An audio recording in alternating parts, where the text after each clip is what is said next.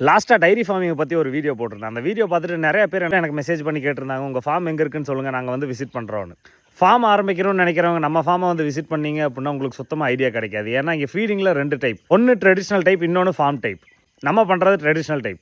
நம்ம லேண்ட் வந்து ஃபாரஸ்ட் பக்கத்தில் இருக்கங்காட்டி நம்மளுக்கு மேய்ச்சல் நிலம் அதிகமாக இருக்குது. ஸோ நாங்கள் ட்ரெடிஷ்னல் டைப் பண்ணிட்டு இருக்கோம். சம்டைம்ஸ் யானையும் நம்ம மாடுமே ஒன்றா மேய்ச்சிக்கிட்டு இருக்கோம். ஃபார்ம் டைப்புக்கும் ட்ரெடிஷ்னல் டைப்புக்கும் சிமிலராக இருக்கிறது ஒன்று தான், மில்க் ப்ரொடக்ஷன் மட்டும். மெயின்டெனன்ஸ் ரெண்டுமே டோட்டலாக டிஃப்ரெண்ட்.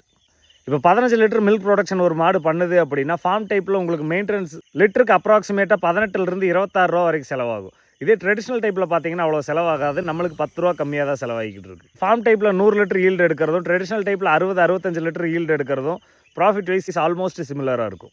ட்ரெடிஷ்னல் டைப் நீங்கள் நினைக்கிற மாதிரி இல்லை, ரொம்பவே மெயின்டெனன்ஸ் அதிகம். ஃபார்ம் டைப்புக்கு கூட உங்களுக்கு லேபர் கிடைப்பாங்க, ட்ரெடிஷ்னல் டைப்புக்கு லேபர் கிடைக்கவே மாட்டாங்க. நாங்களே ட்ரெடிஷ்னல் டைப்பை விட்டுட்டு ஃபார்ம் ஆரம்பிக்கலாம் அப்படின்ட்டு தான் இருக்கோம். சப்சிடிக்கு வேண்டி PMEGP ஸ்கீமில் அப்ளை பண்ணியிருந்தோம்.